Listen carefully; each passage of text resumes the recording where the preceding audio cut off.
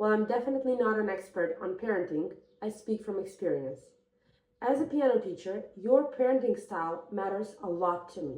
It helps me adapt my teaching and try to align with your values as much as possible.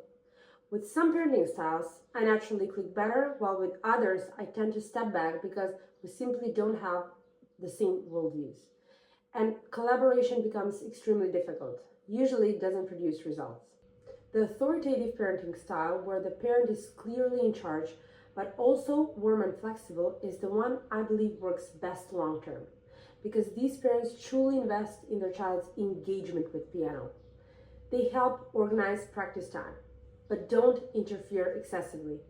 They know when to give a child a break if they're clearly stressed or exhausted. And in this approach, both the teacher and the parent are actively monitoring not just the child's progress, but also their attitude towards piano. And that balance makes a big difference. Authoritarian parenting, on the other hand, is honestly the easiest to work with from a teacher's perspective and tends to produce the fastest results, especially with younger kids. There are no excuses for practice, it's always done. And these students often shine very quickly. They are very disciplined and focused and develop skills that will benefit them for life. I've seen many of these kids grow into strong-minded, highly committed individuals. But there is a downside. Some of these students become anxious, robotic, afraid of mistakes, focused only on doing things right. And there is the crucial problem. Piano requires creativity. There is an element of play, experimentation, self-expression, and these things don't flourish under pressure. They appear only when a student feels safe, curious, and genuinely interested. And that's often missing in highly authoritarian environments where the student sees piano as a chore, or worse, as a form of punishment. Then there's permissive or gentle parenting, and feel free to correct me if those are different, but I think you'll understand the idea. And this one tends to go to extremes. It can be incredibly difficult to work with and often leads to no results at all, or in some cases, it can lead to something truly beautiful. If the parent simply lets the child decide everything, whether to practice, whether to continue lessons, whether to show up at all, then unfortunately, it's a disaster. And I usually step away from these situations because it's exhausting for me and completely unproductive for the student.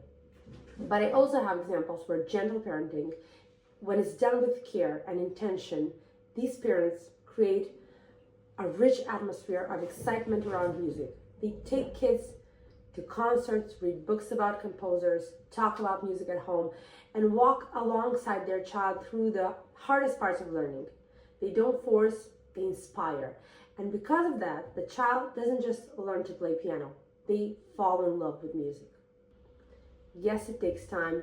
Yes, it takes energy. But when it works, it's incredible to witness. As for neglectful parenting, I won't go into detail because honestly, it's common sense. If someone just drops the child off and pays for the lessons without engaging at all, it doesn't work.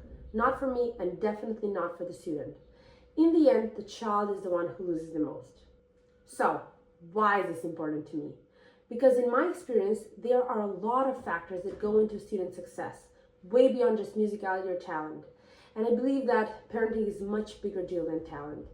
In the beginning of my teaching career, I was convinced that only one parenting style worked, the authoritative one. But over time, experience showed me that everything has its upsides and downsides. The truth is, I failed a lot early on simply because I didn't ask parents about their approach, or I didn't take time to analyze it. I've learned that collaborating with parents is half of the success. Synchronization between the teacher and the parent, knowing what each of us can do and respecting our roles, can make all the difference in a child's musical journey. To wrap up, I want to say this. I don't expect any parent to be perfect. We all have our styles, our personalities, and our limits. But the more we can work together, the better chance your child has of not only learning the piano, but enjoying it, growing through it, and carrying that love for music with them for life. And that, more than anything, is what I hope for.